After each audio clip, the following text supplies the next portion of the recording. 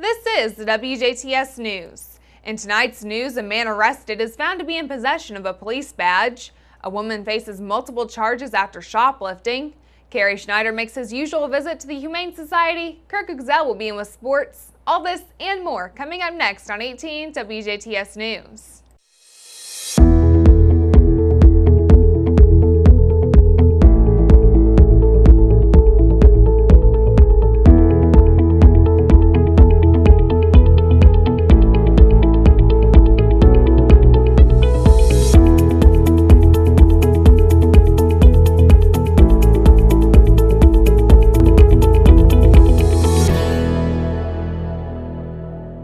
Good evening, I'm Jurnee Davis with news on 18 WJTS.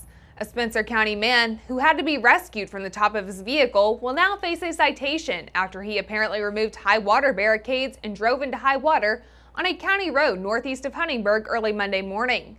Around 7 a.m. Monday, the DuBois County Sheriff's Department responded to County Road 400 South near County Road 130 West to the report of an occupied vehicle in high water. Sheriff's deputies, Memorial Hospital EMS, and Huntingburg first responders went to the scene and found 22-year-old Sean Clark of Lincoln City was able to exit his vehicle and was standing on the top of the vehicle's roof when emergency crews arrived. Deputies say the vehicle had been swept off the flooded roadway and into a ditch in about 5 feet of water.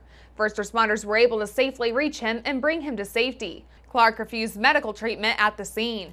Deputies say Clark will be cited for disregarding the signs marking the road as closed. His vehicle was not able to be retrieved at the time of the call and will be retrieved at a later time and was considered a total loss. Drivers are reminded to never drive through high water and to be aware of signs marking closed roadways. A Jasper man was placed under arrest this past weekend on a variety of charges after he was caught in possession of a police badge during a traffic stop in Lagodi. On Sunday, a trooper with the Indiana State Police Jasper post conducted a traffic stop on a vehicle driven by 57-year-old George Beekline of Jasper near US 231 and Riley Street in Lagodi for an equipment violation.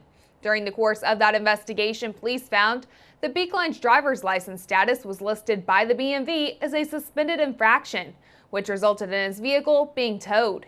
He was also found to be in possession of a badge that police say belonged to a retired Princeton police officer, and that Beekline appeared to be intoxicated. Police also say Beekline failed the standardized field sobriety test administered by authorities. Beekline was arrested, taken to, and booked into the Martin County Jail on a level 6 felony count of forgery and misdemeanor counts of operating while intoxicated, an OWI under a controlled substance, possession of marijuana, and possession of paraphernalia. Princeton Police Chief Derek McGraw confirmed that Beekline has never been employed by the Princeton Police Department and is not a retired police officer. Lieutenant Jason Allen, District Commander of the Indiana State Police Jasper Post, says that his investigative staff has not been made aware of any recent incidences of people impersonating the police officers. Lieutenant Allen also stated that he is confident that this is an isolated event. Indiana State Police were assisted by the Martin County Sheriff's Department and the Lagodi Police Department. A pair of local law enforcement agencies saw tremendous success taking part in the recent National Drive Sober or Get Pulled Over mobilization. Among those taking part in the blitz were the Jasper Police Department and the DuBois County Sheriff's Department. Over the 24-day period, Jasper police officers worked 46 hours of overtime. During that time, JPD made 124 traffic stops, issued 164 written warnings, issued 18 traffic citations, and made 2 arrests. One of those for dealing in possession of 360 grams of marijuana, and one of those arrests for a warrant service. Meanwhile, during that same period, deputies with the DuBois County Sheriff's Department issued 13 traffic citations, 73 warnings, and made 1 arrest, in addition to 6 seatbelt citations. About 230 Indiana law enforcement agencies joined thousands nationwide to increase roving patrols, saturation patrols, and sobriety checkpoints. Drive Sober or Get Pulled Over is supported with National Highway Traffic Safety Administration funds distributed by the Indiana Criminal Justice Institute. In a joint statement, Jasper Assistant Police Chief Aaron Pearson and DuBois County Chief Deputy Tim Lampert say that highly visible, data-driven traffic enforcement, such as this mobilization, has been proven to deter impaired driving. They say their commitment to enforcing the law and saving lives continues throughout the year. In every state, it is illegal to drive with a blood alcohol concentration of 0.08 or higher. In Indiana, drivers under the age of 21 with a BAC of .02 or higher are subject to fines and a license suspension for a period of up to a year. Since 2017, more than 2,600 portable breath tests have been purchased for state and local law enforcement agencies across the state. A Huntingburg man landed in jail Monday evening after he was said to have made numerous threats towards another person before and after making unwelcome entry into the victim's apartment. Shortly after 8:30 last night, officers with the Huntingburg Police Department were called to an apartment building located along the 200 block of North Walnut Street after receiving reports of threats being made. When police arrived, they spoke with the victim, who told authorities that 31-year-old Thomas Birch of Huntingburg had showed up and entered the home without knocking or being allowed entry. The victim also told police that Birch had made several threats towards him while there. Birch was later located on the property and walked away from police and apparently sped up after being told to stop. Police say while in custody, Birch began yelling and causing a bigger scene, despite being told several times to calm down. Without further incidents, Birch was taken to and booked into the DuBois County Security Center in Jasper on level 6 felony counts of residential entry and intimidation, as well as misdemeanor counts of resisting law enforcement, public intoxication, and disorderly conduct. As expected, area rivers are under flood warnings after the weekend rain. Flooding continues along the White River, while flooding along the East Fork White River in central and southern Indiana will be somewhat higher. Little flooding is expected along the Wabash River in western and southwestern Indiana.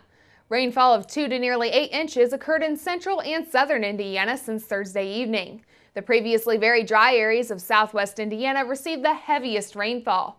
Much of central, east central, and the remainder of southern Indiana reported amounts between 4 to 8 inches of rain. The wide Edwardsport has risen above the 15-foot flood stage and is expected to get to 19.3 by Tuesday night and stay above flood stage through Sunday.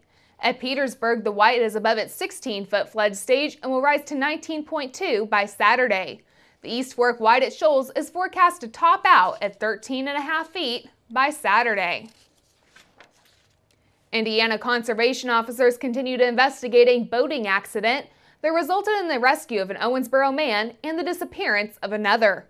It happened around 2:30 p.m. Central Time Sunday at the Newburgh Lock and Dam on the Ohio River. DNR officials say that the man missing is 45-year-old Stephen Burks from Owensboro. He was with 48-year-old Paul Warrenfels. Authorities say the boat the men were in was pulled into the Newburgh Dam by the current when the boat's motor then failed to start. They say before the boat was submerged, Warrenfels was able to put on a life jacket and climb onto the ledge of a dam. Newburgh police and firefighters were able to rescue him by lowering a rope to him and pulling him to safety. Crews are still searching for Burks. They say high water levels from the rain is making the search and rescue operation very difficult. An Illinois woman was taken into custody Monday evening after she was found to be in possession of various types of drugs as well as a handgun without a permit, all while allegedly shoplifting from the Jasper Walmart store. Around 8:15 last night, officers with the Jasper Police Department were called to the Northside Super Center in reference to a theft. They say 25-year-old Jennifer Jones of Lawrenceville, Illinois, was located inside the store, and it had been determined that she had taken $77.55 worth of items from the store without paying. A search of Jones' purse found 4 grams of a white crystalline substance that later field tested positive for methamphetamine. Also located were several other types of Schedule II controlled substances, as well as a .22 caliber Phoenix Arms handgun. Jones was placed under arrest, taken to, and booked into the DuBois County Security Center on a level 5 felony count of possession of methamphetamine, 2 misdemeanor counts of possession of a controlled substance, as well as misdemeanor counts of carrying a handgun without a license and theft. Police say that Jones' possession of the handgun enhanced the charge of possession of methamphetamine to a level 5 felony. A southwestern Indiana man accused of fatally shooting a motel manager following an argument is heading to trial. Jury selection was set to begin on Monday in 21-year-old Anthony Hoskins' murder trial. He allegedly fatally shot 48-year-old Stephen Hess in February just outside of the motel's entrance following an argument in the Oakland City motel's lobby. A Gibson County judge has set aside a total of 3 days for Hoskins' trial. The Oakland City man's attorney plans to argue that Hoskins shot Hess in self-defense. Court documents say that Hoskins told officers that Hess had a baseball bat and threatened to beat him for the way that he had spoken to Hess's wife. Surveillance video captured the killing outside the Diplomat Motel in Oakland City. Ball State University has settled a lawsuit with an anti-abortion student group that sued the school over its student activity fee policies. Under this settlement, the university will pay Students for Life $300 and also pay the group's attorney fees totaling $12,000. The national nonprofit group sued Ball State in June after it was reportedly denied $300 from student activity fees to cover the cost of materials to assist pregnant and parenting students. The suit argued that Ball State's student activity fee policy favored 12 groups and disfavored alternative viewpoints offered by organizations like Students for Life.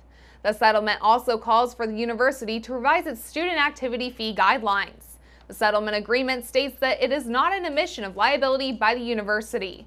Stay tuned, we have Carrie Schneider at the Du Bois County Humane Society again this week. Then it's your local weather outlook and forecast, followed by sports and Inform on 18 WJTS.